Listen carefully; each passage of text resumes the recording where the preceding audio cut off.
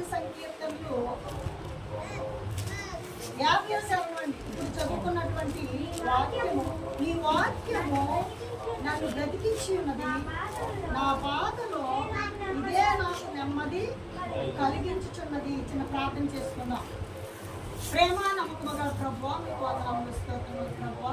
నాయన విశ్రాంతి దినమును పరిశుద్ధముగా ఆచరించాలి జ్ఞాపకం చేసుకున్న రీతిగా మేము మీ సన్నిధికి వచ్చినాం. మీకు వందనములు స్తోత్రములు ప్రభువా. ఈ వాక్యం ద్వారా మాతో మాట్లాడండి, నన్ను మరుగుపరచండి. మీరు మాట్లాడు ప్రభా. ఈ వాక్యము ప్రభు మా యొక్క అందరి హృదయంలో కలింపచేసి మా బాధలు వేదనలు అన్నీ మానవుని దూరపరిచి నిన్ను మహిమపరచుటకు ఆ వాక్యంలో మేము బ్రతుకుటకు సహాయం చేయమని ఘనతా మహిమ ప్రభావం మీరు పొందమని మా ప్రభును ప్రియ రక్షకుడైన యేసుక్రీస్తు పేట వేడుకుంటున్నాము తండ్రి.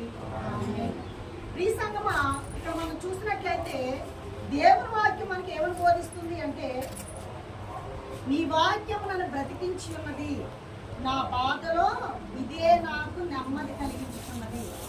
ఎంతమందికి నమ్మకం ఉంది, ఎంతమందికి విశ్వాసం ఉంది ఆయన వాక్యం మనల్ని బ్రతికిస్తుందని ఎలా నమ్మగలదు? ఆయన వాక్యము, ఇక్కడ వాక్యము దావీదు మహారాజు మాట్లాడుతున్నాడు ఏమని అంటే, నీ వాక్యము నన్ను బ్రతికించి ఉన్నది. ఎందుకంటే ఆయన వాక్యం సజీవమైనది. అసలు వాక్యం అంటే ఏమిటి? ఎందుకు బ్రతికిస్తుందండి మనల్ని? అది బ్రతికిస్తుందని మీకు నమ్మకం ఉందా? అంతేకాదు, నా బాధలో ఇదే నాకు నెమ్మది కలుగుతున్నది. మనకు అనేకమైన బాధలు ఉన్నాయండి, అనేకమైన వేదనలు ఉన్నాయి, చెప్పుకోలేనటువంటి బాధలు ఉన్నాయి. ఏమి మన మనుషులతో చెప్పుకుంటే ఏమవుతుంది? ఆ బాధ ఎక్కువ అవుతుందా తక్కువ అవుతుందా?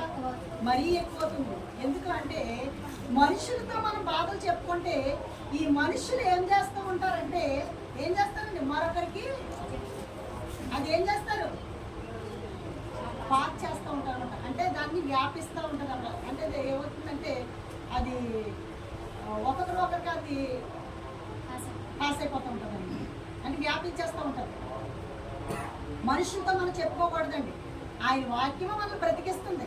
మిమ్మల్ని ఎవరు బ్రతికిస్తున్నారు? నిన్ను నన్ను ఎవరు బ్రతికిస్తున్నారు? ఈ రోజుని మనం చూసినట్లయితే ఎక్కడ చూడండి, హాస్పిటల్లో చూడండి, లేకపోతే కొన్ని రోగాలతో బాధపడుతున్న వారిని చూడండి, మరి ఆక్సిజన్ లేక ఎంతో మంది ఏంటి రోజుకి ఇన్ని వందలని చెప్పి ఆక్సిజన్ పెట్టించుకొని బ్రతుకుతున్న వారు ఉన్నారు. ఆ దేవాది దేవుడు అయితే మనకి ఉచితంగా మనకి గాలిని ఇచ్చాడండి, అంతే కదండి, నీరునిచ్చాడు. తర్వాత మనకేంటి, మనం బ్రతకడానికి మరి ఈ లోక రీతిలో ఉండడానికి శరీరంగా మనం బ్రతకడానికి ఆహారం ఇచ్చాడు, ఒక మంచి గృహాలు ఇచ్చాడు. అయితే దాన్ని బట్టి మనం సంతోషించి ఆనందించాలి. కానీ మనము ఎవరో అభివృద్ధి చెందుతున్నారు, లేకపోతే ఎవరికో ఎన్నో ఉన్నాయి నాకు ఉండాలని అత్యాశ మనకు ఉండడం. దేవుడు ఇచ్చిన దాన్ని బట్టి మనం తృప్తి పొందాలి.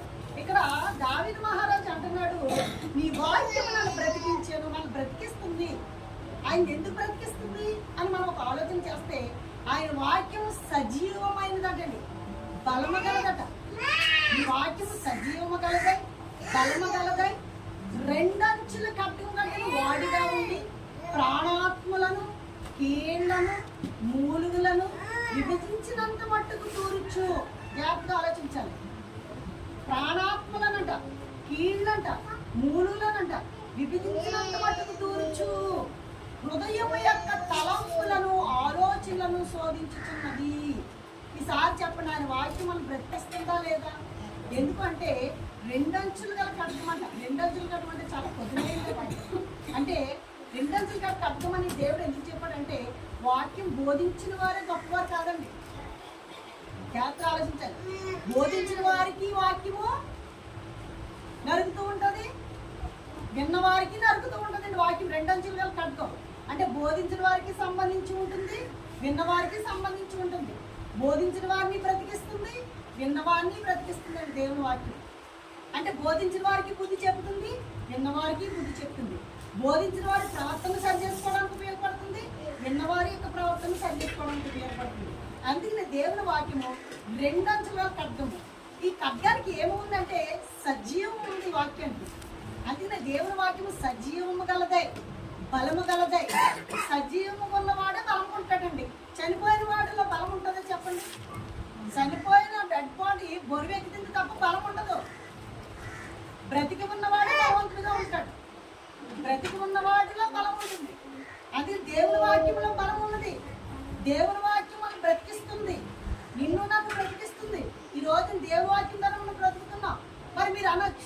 దేవుని వాక్యము వినలేనటువంటి వారు, దేవుని అంగీకరించలేనటువంటి వారు, రక్షణ పొందలేనటువంటి వారు ఎంతో మంది ప్రపంచంలో ఉన్నారు కదా. మరి వారు బ్రతుకుతున్నారు, మేము బ్రతుకుతున్నాము, మనకి వాళ్ళకి ఏంటి సంబంధం అని మీకు ఒక అనుమానం రావచ్చు. ప్లీజ్ వస్తుందా లేదా? ఖచ్చితంగా రావచ్చు. వాళ్ళ వృత్తిలో ఉన్నారు, వాళ్ళు ధనవంతులుగా ఉన్నారు, వాళ్ళు మంచి కోటేశ్వరులుగా ఉన్నారు, వాళ్ళు దేవతలు పూజిస్తున్నారు, లేదా దేవుడు పూజిస్తున్నారు. ఎందుకంటే మనమైతే సజీవుడైనటువంటి దేవుడు పూజిస్తున్నాము. వాళ్ళకన్నా మనము వేరే స్థితిలో ఉన్నాము, బీదవారుగా ఉన్నాము. వారికి మనకి తేడా ఏమిటి అనే ఒక అనుమానం రావచ్చు. అయితే వారికి మనకి తేడా ఏమిటంటే, ఈ లోకములో ధనికులను సృష్టించిన వారు ఆయనే అండి, పేదవారిని సృష్టించిన వాడు ఆయనే. జాగ్రత్తగా ఆలోచించాలి. అంటే ప్రతి మనుష్యుని సృష్టించాడు. అయితే ఆయన సృష్టించినటువంటి ఆదాము అవ్వ ద్వారా పుట్టినటువంటి బిడ్డల ద్వారా ఆ యొక్క బిడ్డల నుంచి ఆ కుటుంబాలు రెండుగా విడిపోవడం జరిగింది. అందులో దేవుల్లో ఉన్నటువంటి కుటుంబము, దేవుల్లో లేనటువంటి కుటుంబము. దేవుల్లో ఉన్నటువంటి కుటుంబము ఎవరు అంటే షేతు సంతానము, నీతిగా ఉన్నటువంటి సంతానము. దేవుల్లో లేనటువంటి కుటుంబము ఎవరు అంటే కయ్యను కుటుంబము. కయ్యను కుటుంబం అంటే హేబేలును, నీతిమంతుడైనటువంటి హేబేలును మరి ఆనాడు స్వార్థంతో చంపినటువంటి వ్యక్తి, శపించబడినటువంటి వ్యక్తి. ఆ కుటుంబం నుంచి వచ్చినటువంటి వారే ఈ రోజుని బలవంతులుగా ఉన్నారు, ధనవంతులుగా ఉన్నారు. అయితే దేవుని నమ్ముకున్నటువంటి వాళ్ళు కూడా బలవంతులుగా ఉన్నారు, ధనవంతులుగా ఉన్నారు. ప్లీజ్ సంగమా, మరి వీరిద్దరిలో తేడా ఏంటంటే దేవుని నమ్ముకున్నటువంటి వాళ్ళకి ఈ లోకంలోని మరి ఆయనలో ఉన్నటువంటి వారికి కొన్ని శ్రమలు రావచ్చు, కొన్ని బాధలు రావచ్చు. కానీ నీకు ఏమి ఉంటుంది అంటే చివరికి మరి జీవ కిరీటం ఏర్పాటు చేస్తున్నారు దేవుడు. అంటే పరలోక రాజ్యంలో నీకు స్థానం ఉంటుంది. ఈ వాక్యం నిన్ను బ్రతికిస్తుంది అంటే వాళ్ళని బ్రతికిస్తుంది, నన్ను బ్రతికిస్తుంది. దీనికి తేడా ఏమిటి? నేను ఇంత దేవుడిగా ఉంటున్నాను కదా, ఇంత ఇబ్బంది పడుతున్నాను, ఇన్ని కష్టాలు పడుతున్నాను, నేను ప్రార్థన చేస్తున్నాను, నా పరిస్థితి ఏంటి ప్రభా? ఎవరో ఉన్నారు, వాళ్ళు నిన్ను నమ్ముకోలేదు, రక్షణలోకి రాలేదు, మరి వాళ్ళ యొక్క పరిస్థితి బాగుంది, నా పరిస్థితి ఇలాగ ఉందని నువ్వు బాధపడవలసిన అవసరం లేదు. ఎందుకంటే సజీవుడైన దేవుడు నీ దగ్గర ఉన్నాడు. ఆ సజీవుడైన దేవుడు ఏంటంటే వాక్యము. అందుకే నీ వాక్యము నన్ను బ్రతికిస్తున్నది. ఇంకేం చేస్తున్నదండి? నా బాధలో అది నాకు నెమ్మది కలిగిస్తుంది. బాధ కలిగిందా? వేదన కలిగిందా? ఎవరన్నా ఏమన్నారా? నువ్వు దేవుని సన్నిధికి వచ్చి ప్రార్థన చేయి, లేకపోతే నీ ఇంటి దగ్గర మోకాళ్ళను ప్రార్థన చేయి. నువ్వు ఎవరితో మాట్లాడాలి? దేవుడితో మాట్లాడాలి. మరి దేవుడితో మాట్లాడాలంటే దేవుడు నీకు దగ్గరగా వస్తాడా, లేదా ప్రత్యక్షంగా వస్తాడా?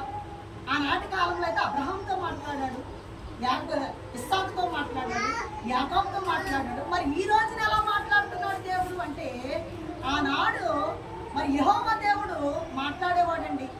తరువాత తన కుమారుడు పంపించాడు, శరీరధారిగా మాట్లాడాడు. ఈయన చనిపోయి మరలా తిరిగి లేచి ఆరోహణమైపోయి పరిశుద్ధాత్మ దేవుడు మన దగ్గర పెట్టాడు. ఆ పరిశుద్ధాత్మ దేవుడు మన దగ్గర ఏ రూపంలో ఉన్నాడంటే వాక్య రూపంలో ఉన్నాడు.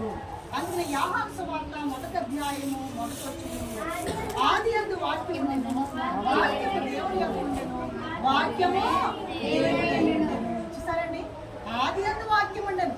ఆ వాక్యం నిన్ను ఏం చేస్తుంది? ఇక్కడ బ్రతికిస్తుంది, నీ బాధలను నెమ్మదిస్తుంది ఆ వాక్యము. నీ సంగమా, మరి ఆ వాక్యం ఏముంది? దేవుడై ఉన్నాడు. అంటే నువ్వు ప్రార్థన చేసుకుంటే దేవుడు నీతో, నువ్వు వాక్యం చదివితే దేవుడు నీతో మాట్లాడుతున్నట్టు. ప్రీ సంగమా, నువ్వు వాక్యం చదువుతున్నావు అనుకో, దేవుడు నీతో మాట్లాడుతున్నాడు. అదే నువ్వు ప్రార్థన చేసావనుకో, దేవునితో నువ్వు మాట్లాడుతున్నావు. నీకు బాధ కలిగిందనుకో దేవునితో మాట్లాడు, నీకు వేదన కలిగిందనుకో దేవునితో మాట్లాడు అని దేవుని వాక్యం చెప్తుంది. మనుష్యులను నమ్ముకొనుట కంటే యెహోవాను ఆశ్రయించుట మేలు, రాజులను నమ్ముకొనుట కంటే యెహోవాను ఆశ్రయించుట మేలు. నువ్వు మనుషులను నమ్ముకోవద్దు, మనుషులను నమ్మవద్దు. ఎందుకంటే మనుషుల హృదయాలు ఒక్కొక్కసారి ఒక విధంగా ఉంటాయి. నచ్చితే చక్కగా మాట్లాడతారు, నచ్చకపోతే విరోధముగా మాట్లాడతారు. ప్లీజ్ సంగమా, మనుషులను నువ్వు మామూలుగా ఏంటంటే గొప్ప కోసము, మనుషుల గొప్ప కోసం ఏమి చెయ్యొద్దు. నువ్వు దేవుని మహిమపరచు, దేవుని రక్షణ, దేవునిచ్చిన రక్షణ కోసం నువ్వు బ్రతకాలి. ఆయన వాక్యం బ్రతికిస్తుంది, నీ బాధలను నెమ్మదిస్తుంది. కనుక నువ్వు ఏం చేయాలంటే ప్రార్థన చెయ్యాలి. ఎలా ప్రార్థన చెయ్యాలి అంటే, లూకా సువార్త 15వ అధ్యాయము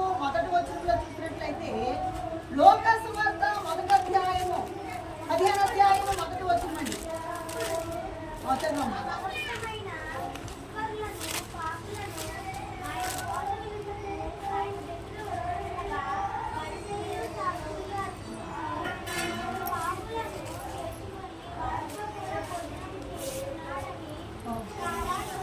చూడండి ఇక్కడ 15వ అధ్యాయం 1వ వచనం, ఒకప్పుడు సమస్తమైన సుంకరులను పాపులను ఆయన బోధ వినుటకు ఆయన దగ్గరకు వచ్చుచుండగా పరిసయ్యులను శాస్త్రులను చూచి ఇందులో పాపులను చేర్చుకొని వారితో కూడా భోజనం చేర్చుకోవడానికి చాలా చదువుకునేవి.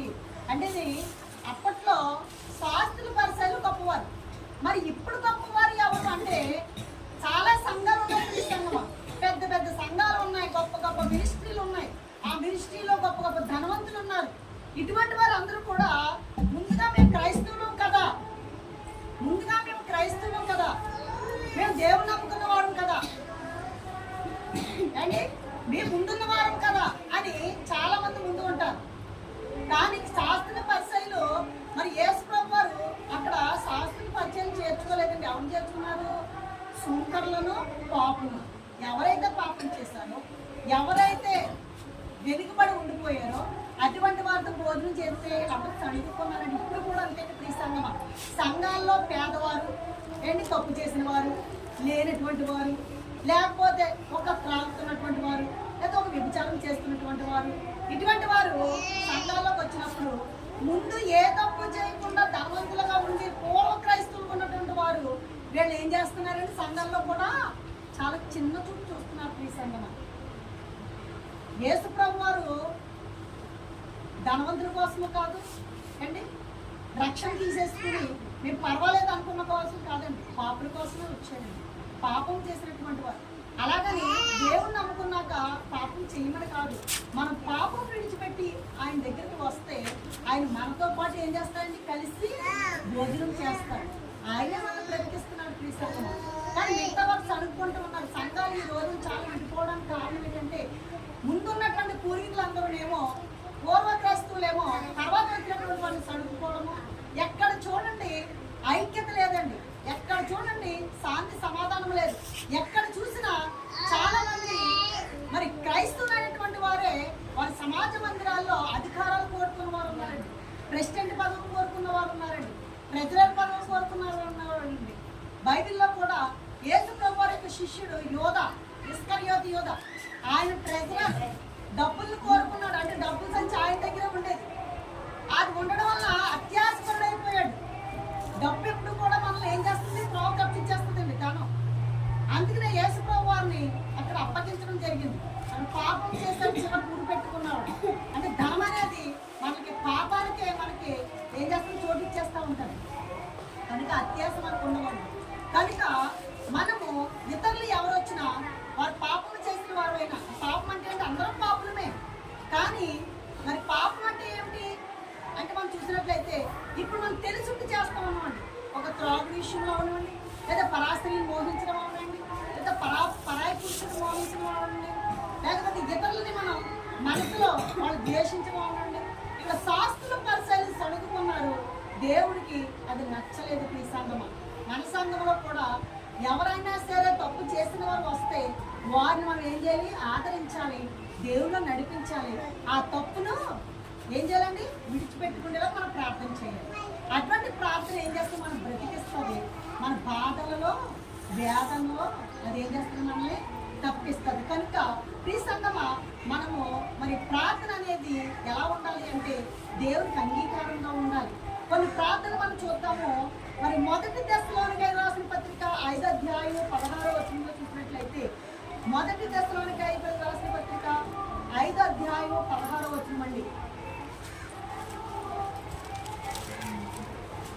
మొదటి దశలోనికై రాసిన పత్రిక 5వ అధ్యాయం 16వ వచనం. అది ప్రతి విషయమందున కృతజ్ఞతాస్తుతులు చెల్లించుడి, ఇలాగు చేయుట యేసుక్రీస్తునందు మీ విషయంలో దేవుని చిత్తము. ఆత్మానుడి ప్రవచించుటకు నిర్లక్ష్యము చేయకుడి, సమస్తము పరీక్షించి మేలైన దానిని చేపట్టుడి, ప్రతి విధమైన కీడునకు దూరముగా ఉండడి. చూసారండి, ఇక్కడ ఏమన్నాడంటే దేవుడు ఏం చెప్తున్నాడంటే కృతజ్ఞతాస్తుతులు చెల్లించుడి అంటే ప్రతి విషయమందును కృతజ్ఞతాస్తుతులు చెల్లించుడి. ఇలాగ చేయట యేసుక్రీస్తునందు మీ విషయంలో దేవుని చిత్తము. అదండి వాక్యం నిన్ను బ్రతికిస్తుంది అంటే, నీ బాధల్లో నెమ్మదిస్తుంది అంటే నువ్వు కృతజ్ఞతాస్తుతులు చెల్లించాలి ప్రతి విషయంలో. నాకు దేవుడు ఏమి ఇచ్చాడంటే, దేవుడు నాకేమి ఇచ్చాడు, నన్నేం చేశాడు, దేవుడు నమ్ముకున్నాను, నాకు ఇల్లు ఇచ్చాడా, వాకలు ఇచ్చాడా, డబ్బు ఇచ్చాడా, ఉద్యోగం ఇచ్చాడా, ఏమి ఇచ్చాడు అని దేవుడు మనం నిందిస్తూ ఉంటాం. దేవుని నిందించడానికి మనం ఎవరము కనుక ప్రతి విషయంలో ఆయనకు కృతజ్ఞతాస్తుతులు చెల్లించాలట. కృతజ్ఞతాస్తుతులు చెల్లించి మరి ఏమి చేయాలి అంటే అక్కడ చూడండి చక్కని మాట అక్కడ దేవుని వాక్యం మనకు బోధిస్తుంది. ప్రతి విషయంలోనూ కృతజ్ఞతాస్తుతులు చెల్లించుడి, ఇలాగ చేయట యేసుక్రీస్తునందు మీ విషయంలో దేవుని చిత్తము. ఆత్మను ఆర్పకుడి. మనం ఆత్మను ఆర్పకూడదంటండి. ఆత్మ ఆర్పకూడదంటే ఎవరైతే దేవునిలో ఉంటాడో, ఎవరైతే చక్కగా మసలుతో ఉంటాడో, చక్కగా దేవుని సన్నిధి కలిగి ఉంటే నువ్వే గొప్పవాడువా? అదేట్రా బాబు దేవుని సన్నిధికి అలాగే వెళ్ళిపోతున్నావు? నీకులాగా కొన్ని మంది తాగేసిన వాళ్ళు కొన్ని మంది ఉన్నారు. క్రైస్తవులు అనేటువంటి పాపాలు చేయడం లేదా, కొంత భక్తుడవా అనేటప్పటికి ఇక్కడ ఈ ఆత్మ ఏమైపోతుందంటే ఆ మాటలకి చల్లారిపోద్ది, అంటే ఆరిపోద్ది. ఆరిపోయేటప్పుడు నేను ఒక్కనే తప్పు చేస్తున్నానా? ఎప్పటి నుంచో పూర్వం నుండి ఉన్నటువంటి శాస్త్రులు పరిశైలు లాంటి వాళ్ళు దేవుని సన్నిధిలో ఉన్నారు. మంచి మంచి భక్తులు ఉన్నారు. ప్రార్థన ఇచ్చామంటే అరగంట సేపు ప్రార్థన చేసేవాడు, గంట సేపు వాక్యం చెప్పినవాడు. ఆడే తప్పులు చేస్తున్నారు. నిన్న కాకపోతే నేను దేవుళ్ళలోకి వచ్చాను, నాకేంటి ఏం పర్లేదని చెప్పి మళ్ళా ఆరిపోయి మళ్ళీ ఏం చేస్తారండి, పాప జీవితానికి వెళ్ళిపోతారు. అలా కాదు, మనం ప్రార్థించేలాగా ఉండాలి. మనము వారికి ఏంటంటే కృతజ్ఞతాస్తుతులు చెల్లించాలన్నమాట. అంటే దేవునికి కృతజ్ఞతాస్తుతులు చెల్లింటే దేవునికి అది ఆయనకి చిత్తమై ఉన్నది. అది మనం ఎలా బ్రతికుండడమే మనం దేవునికి కృతజ్ఞతాస్తుతులు చెల్లించాలండి. మంచి దారి ఇవ్వడమే కృతజ్ఞతాస్తుతులు చెల్లించాలి. ఏంటి మనకి మనకి బిడ్డలు ఇచ్చినందుకు దేవునికి కృతజ్ఞతాస్తుతులు చెల్లించాలి. మనకి పూటకు ఆహారం ఇచ్చినందుకు కృతజ్ఞతాస్తుతులు చెల్లించాలి. ఈ వారం అంతా దేవుడు మనకు పని ఇచ్చినందుకు కృతజ్ఞతాస్తుతులు చెల్లించాలి. వారం అంతా పనిచ్చి ఒక రోజు పని ఇవ్వకపోతే ఆయన మనకు కష్టపడతామే. ఈ వేళ ఈ వారం అంతా దేవుని సన్నిధి పెట్టాను నేను, కానీ నాకు దేవుడు ఏమి ఇచ్చాడని ఉపవాస కుడుకులు జరుగుతున్నాయి అనుకోండి, ఆయన సన్నిధికి అది మనకేమొస్తుంది, పనికి వెళ్ళిపోతే డబ్బులు వస్తాయి అనుకుంటా. కానీ నీవు ఆయన చిత్త ప్రకారంగా ఆయన సన్నిధికి వచ్చి ప్రార్థించి దేవుడు నీకు మనకి పట్టజాలని విస్తారమైనటువంటి మరి ఈవులను ఆకాశవాసులకు మనం దయచేస్తాడు. అటువంటి నమ్మకము విశ్వాసం మనకు ఉండాలి. కనుక మనం ప్రార్థన చేయాలి. ఆయన వాక్యము నిన్ను నన్ను బ్రతికిస్తుంది కనుక ఆయన వాక్యంలో మనం ఉంటూ మనం ఏం చేయాలంటే ప్రార్థించేవాడిగా ఉండాలి. ఎందుకంటే మనం చదువుకున్నటువంటి మరి యోహాను సువార్త 1వ అధ్యాయం 1వ వచనంలో ఆది అందు వాక్యం ఉండేను, వాక్యము దేవుడి ఉండేది, వాక్యము దేవుడై ఉండేది అన్నప్పుడు ఆ వాక్యమే దేవుడు కనుక ఆ వాక్యమే నన్ను బ్రతికిస్తుంది, ఆ వాక్యమే నేను బ్రతికిస్తుంది, ఆ వాక్యమే సజీవంగా ఉంది. ఆ వాక్యం ఉండడం వల్ల నేను సజీవంగా ఉన్నాము. కనుక మరి నమ్ముకోలేనటువంటి వారికి నమ్ముకున్నటువంటి వారికి తేడా ఏంటి అంటే, నమ్ముకున్న వారు ఈ లోకంలోని దేవుని స్థుతిస్తారు. చనిపోయిన తర్వాత మన యొక్క జీవితము పరలోక రాజ్యంలో స్టార్ట్ అవుతుంది. అక్కడ కళ్ళు తెలుస్తారు, మనోనేత్రంలో అక్కడ తెరవబడతారు. అక్కడి నుంచి జీవితం స్టార్ట్ అవుతుంది. కనుక మనకి పరలోక రాజ్యంలో దేవుడు మరి ప్లేస్ ఉంచుతాడు అనమాట, అంటే స్థలం ఇస్తాడు. దానికి రుజువు ఏమిటి అంటే యోహాను సువార్త 14వ అధ్యాయం 1వ వచనంలో ఏమన్నాడు? యోహాను సువార్త 14వ అధ్యాయం 1వ వచనము, నీ హృదయములను కలవరపడనీయకుడి, దేవుని యందు విశ్వాసం ఉంచుతున్నారనగా నా యందు విశ్వాసం ఉంచుడి. నా తండ్రి అనేక నివాసములు కలవు, లేని ఎడల నేను స్థలంలో మిమ్మల్ని పెడతానంటున్నానండి. ఎవరు పెడుతున్నారండి? ఈ రోజులో కన్న తల్లిదండ్రులే బిడ్డ సరిగా లేకపోతుంటే నీకు ఆస్తి మందిరాన్ని పొమ్మంటున్నాడు. ఏంటి మీరు ఒకవేళ ఏ అమ్మాయినైనా ప్రేమించి పెళ్లి చేసుకుంటే బయట పంపించేస్తున్నాం. అనేక పాపాలు మనం చేస్తూ ఉన్నా సరే అంటే ఆ దేవాది దేవుడు యేసయ్య అంటున్నాడు, నేను మీకోసం స్థలాన్ని సిద్ధపరుస్తున్నాను. నేను ఏం చేస్తున్నా ఆ స్థలంలో నేను ఉండే స్థలంలో మిమ్మల్ని ఉంచుతాను. ఒకవేళ స్థలం సిద్ధపరచకపోతే నా ఆత్మకు సరిగా లేనప్పుడు నా ఆత్మకు ట్రీట్మెంట్ ఏంటంటే వాక్యమే. ఆయన వాక్యం మనం బ్రతికిస్తాం కనుక మనం సిద్ధపాటు కలిగి ఉండాలి. దేవుని సన్నిధిలో ఇంకా అంతే కాదండి, దేవుని సన్నిధిలో ఏమైతే మనం ఈవరిస్తామో, ఆయన సన్నిధికి ఏమైతే మనం ఇస్తామో, మన పరలోక రాజ్యంలో అక్కడ బ్యాంక్ ఉంటుందంటే అందులో పొందుపరచబడతాయి. దాన్ని బట్టి మనకి ఇల్లు కట్టబడతాయి. దేవుని వాక్యం బోధిస్తుంది. మనకి దేవునికి ఇస్తే మనకేమొస్తాయి అనుకుంటాం. మనం దేవునికి ఇస్తే అక్కడ రాయబడతాయి. అందుకనే మనం ఏ పని చేసినా మన పని ఇక్కడ ఇస్తే గుర్తింపు పొందుతాము, కానీ ఇవ్వకపోతేనేమో ఇవ్వడం లేదంటాము. కానీ దేవుడు అలా కాదండి, నువ్వు ఇచ్చినా ఇవ్వకపోయినా పరలోక రాజ్యంలో నీ పేరు నమోదు ఖాతా తేవబడుతుంది. ఆ ఖాతాలో నువ్వు దేవునికి ఎంత ఉపయోగపడ్డావు, దేవుని యొక్క సేవలు ఎంత ఉపయోగపడ్డావు, దేవుని యొక్క కార్యాలకు ఎంత ఉపయోగపడ్డావు, లేక లోక విషయాలకు ఎంత ఉపయోగపడ్డావు, నీ ఆత్మ ఏ విధంగా ఉన్నది, నీ ఆత్మ ఎవరికి ఉపకారం చేస్తున్నది అని ఈ లోకంలో మనం సిద్ధపాటు కలిగి ఉండడానికి చర్చలండి, సిద్ధపాటు కలిగి ఉండడానికి దైవజనులు, సిద్ధపాటు కలిగి ఉండడానికి. ఎందుకంటే మేము మా మట్టి మీద సిద్ధపడమా అనుకుంటే సిద్ధపడలేదు. ఎందుకంటే మన యొక్క బుద్ధి, మన యొక్క మనస్సు మన మంచిది కాదని దేవుడు చెప్తున్నాడు. మన హృదయం మంచిది కాదండి. మనుషులకు హృదయము ఎటువంటిదండి? చెడ్డది, అది ఘోరమని వ్యాధి కలది. దాన్ని గ్రహింపగలవాడు ఎవడు లేడు. అంటే నా హృదయం నేను ఒకటి అనుకుని చక్కగా పలకిస్తాను. అమ్మాయి ఎలాగున్నారు, బాగున్నారా తల్లి, చక్కకున్నారా, పిల్లలు ఎలాగున్నారు, అందరూ బాగున్నారా అని చెప్పి అమ్మ నీ గురించి నేను ప్రార్థన చేస్తానని చెప్పి ప్రక్కకు వచ్చేసి ఫలానా ఎలాగా అని నేను అనుకుంటే నా హృదయము ఘోరమని వ్యాధి అండి. అయ్యే వ్యాధి క్యాన్సర్ కంటే భయంకరమైనది, ఎయిడ్స్ కంటే భయంకరమైనది, కరోనా కంటే భయంకరమైనది. కనుక అటువంటి మనసు మనకు ఉండకూడదు. తీసుకున్నాము ఆత్మీయంగా అభివృద్ధి చెందాలి. ఆత్మలు ఎవరో ఆత్మవద్దు, దేవుని సన్నిధికి వచ్చి మనం బలపడాలి. దేవుని వాక్యము మనల్ని ఏం చేస్తుంది? బ్రతికిస్తుంది.